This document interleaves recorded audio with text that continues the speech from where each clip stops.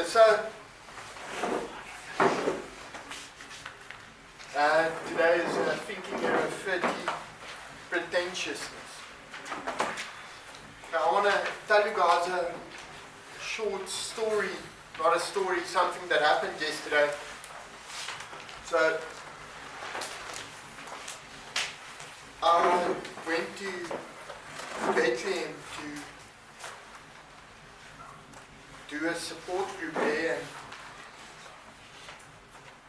I drove there and everything was perfect.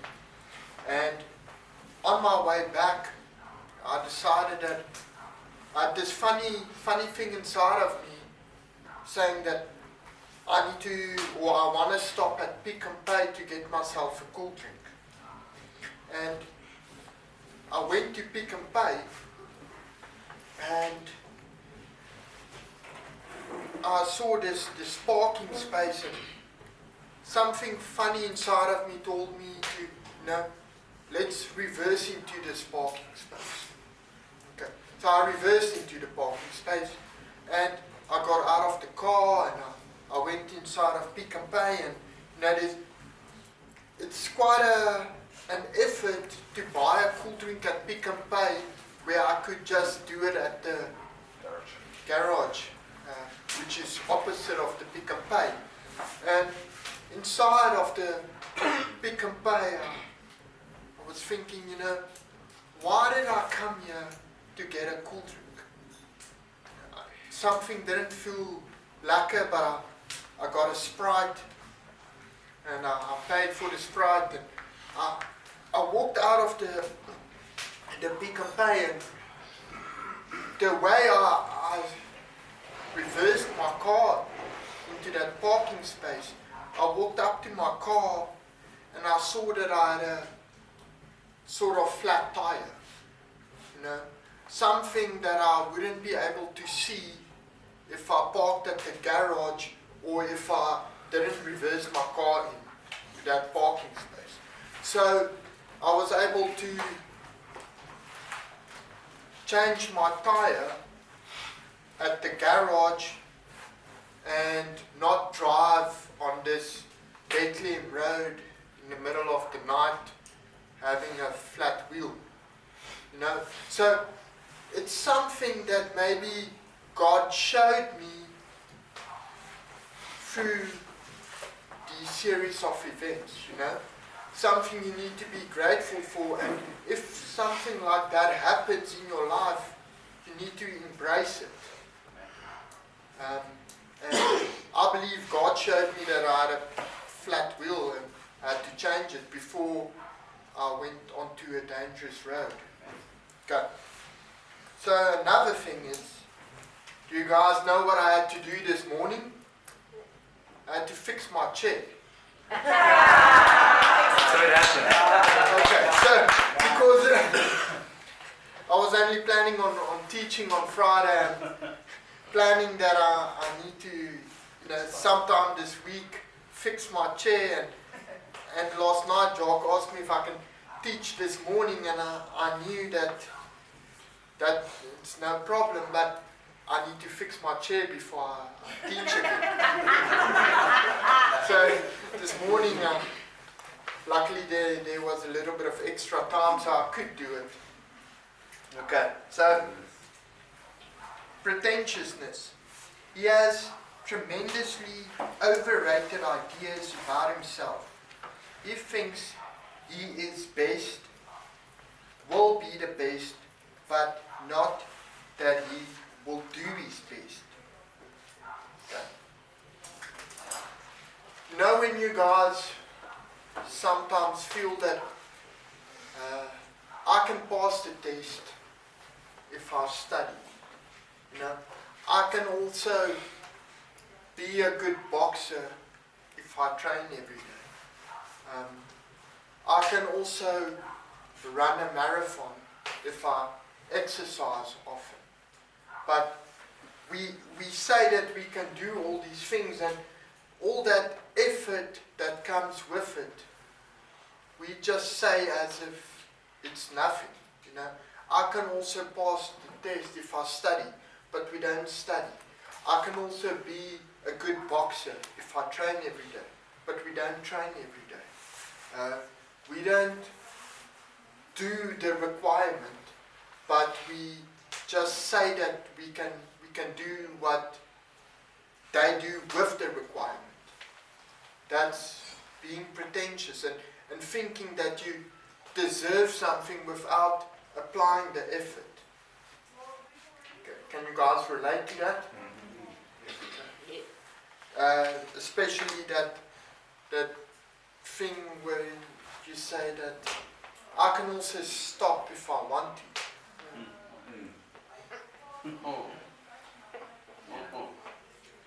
You know, but then why don't we want to? Or can we really stop if you want to?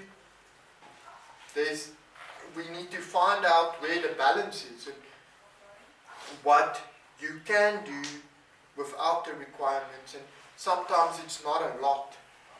Sometimes you need to do the requirements before you can receive the result. And we don't. You know, a simple thing is, I can also be warrior of the week if I work hard and if I do what I need to do, but why don't you?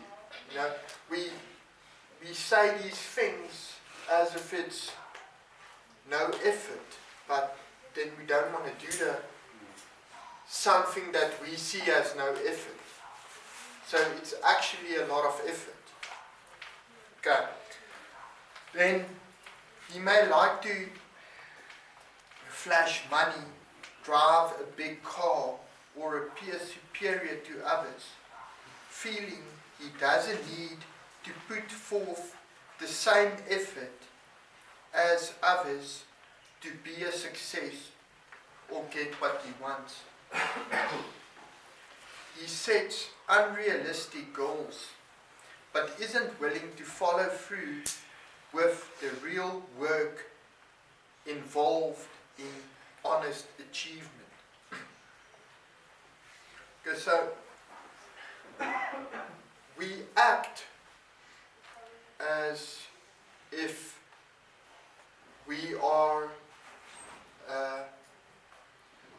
a 10, you know. We act as if we can achieve everything. But when it comes to the basics, we struggle, or we don't apply effort. And then we still talk the talk. You know, do you guys know that when you act like that, people don't believe you, but they don't want to embarrass you, so that's why they just keep quiet. You know, we need to be real, and we need to know what we're capable of, and we need to act according to that. James? Are you welcome?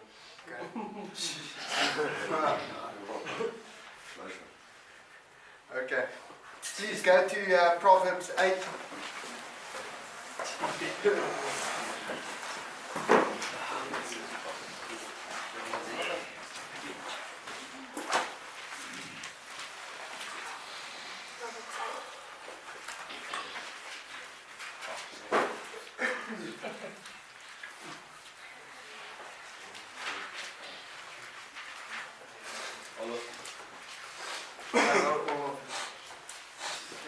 Proverbs 8, verse 13.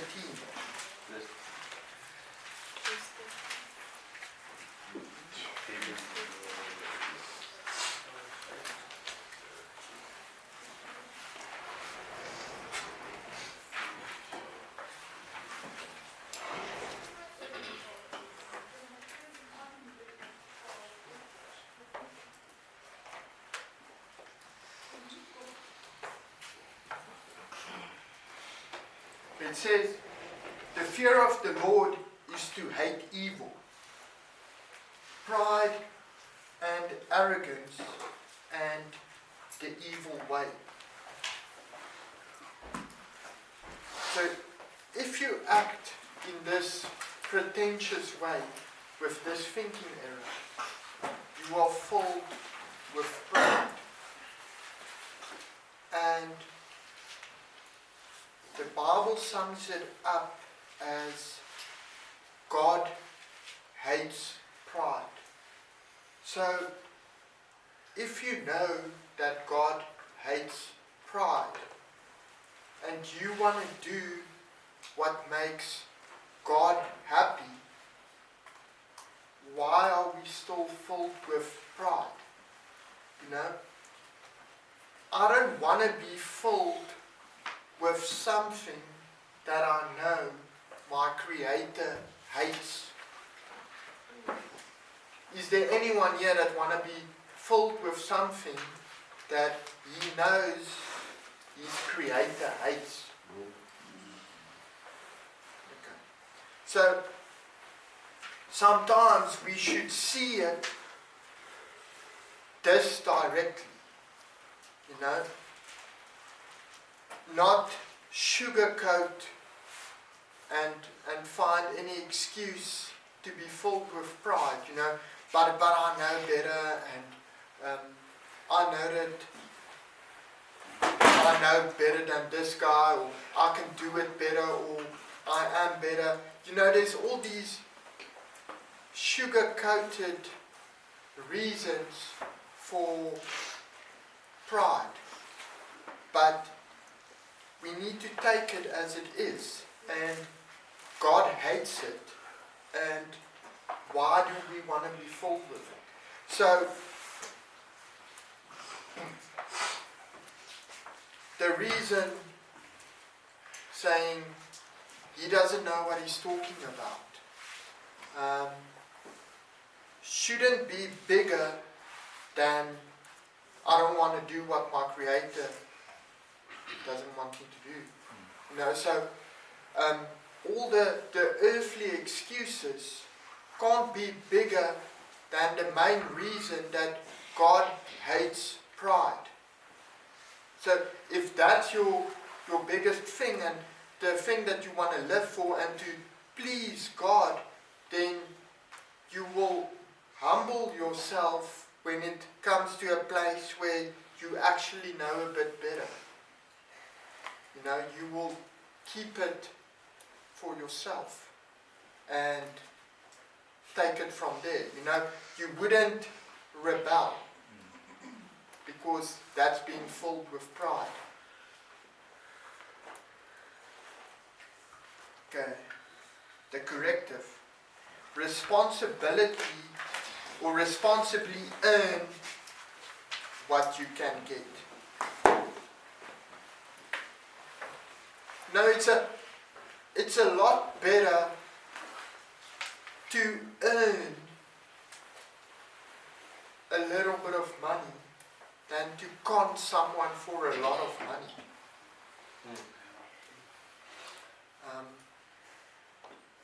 That lifestyle never lasts. I think I did say it before, but I come from that lifestyle where I did a lot of things to get a lot of money, and I still came to Jericho, you know, and I was good in those ways, but I was filled with so much pride, thinking that I won't get caught and the luck won't run out on me. It does with everyone. And the sooner you see it, and the sooner you realize that you need to have an honest living, the quicker you can start with it. Because now sometimes we might be 30 or 40 years ago, or old, and we need to start from scratch. You know, that's not nice. But we need to do it because it's part of our choices we've made. And it's not going to be easy. Okay, then learn patience, tolerance for tedious work. Accept lower voltage excitement and enthusiasm. Sometimes you just need to be happy with, let's call it, a medium-sized chocolate in life. And don't expect to get a slab every day. You know, it's a simple example, but why do we want to go for the slab the whole time? And if we don't get the slab, we do things that we shouldn't, just in order to get the big chocolate. You know? Why can't we just be happy with the medium-sized bar one? We want the walnut slab. You know, we don't need to get that every day. And it's an example that we should apply in our lives when we get something, or if we need to do something. Maybe sometimes just do the basic things and build up from there. We expect to leave Jericho, and we expect everything just to fall into place, and we expect to have all the trust from our parents and all the relationships restored. And it's okay to want that, but we need to understand that it might not happen like that, and we need to accept that, and accept that maybe we just get the medium-sized bar one. You know, there's still a lot we receive to be grateful for. Okay. Replace pretensions with responsible expectations. Base self-worth on inequalities and good deeds instead of superficial standards. So sometimes a solid 5 or 6 is better than a superficial 10. You know? Have a little bit and be confident in that little bit. It's better like that. It's better to have something small and you know that you own it or you deserve it, than to have something big and know that you might lose it or you need to share it. You know, it's worth going for the solid little bit in life. And then you take it little by little. You know, you don't need to have everything right now. But you need to be willing to accept it. Okay, so then also part of this thinking error is thinking that we know better than someone else. You know, we might think that we know better than this person, but we do not take the responsibility of doing what they do the whole time. You know, it's easy to say a monitor acted wrong in that manner or in that situation. But it's not that easy to do it yourself either. And we need to accept that. And we need to accept that it's not reasonable to just point out the wrongs. Then rather lead by your own examples. Okay. And then if you give yourself too much credit in any situation, too much credit in a way that I can do things better than that person and be the one only talking and never walking. You know, you discredit yourself. And we shouldn't be the people discrediting ourselves. We should be the people leading by the walking and not the talking. We've talked too much in our life. And we can spin very nice stories. But the thing about it is, it only remains stories. It's never reality. I'm very sure that the stories we tell each other in this place is not the same versions of the stories our family remembers. You feel that in life story. Yes. Okay, especially when you read your part of your life story and now it's time to compare your version with the version your family wrote. You can see there's a gap, and it's up to you to accept responsibility for that gap and not just sit there and say, but they didn't understand this, they didn't see it from my point of view. No, that's what we do. And it's not fair. Okay, so take responsibility for your walking and don't talk that much. You know, rather show that I can do something or show that I'm responsible. Our parents doesn't want to hear we telling them we're responsible. And our parents doesn't want to hear, Dad, you can trust me now. No? Why does he want to hear it? He heard it for a very long time. He wants to see that Dirk is responsible in the little bit I help him with, or the little bit I give him.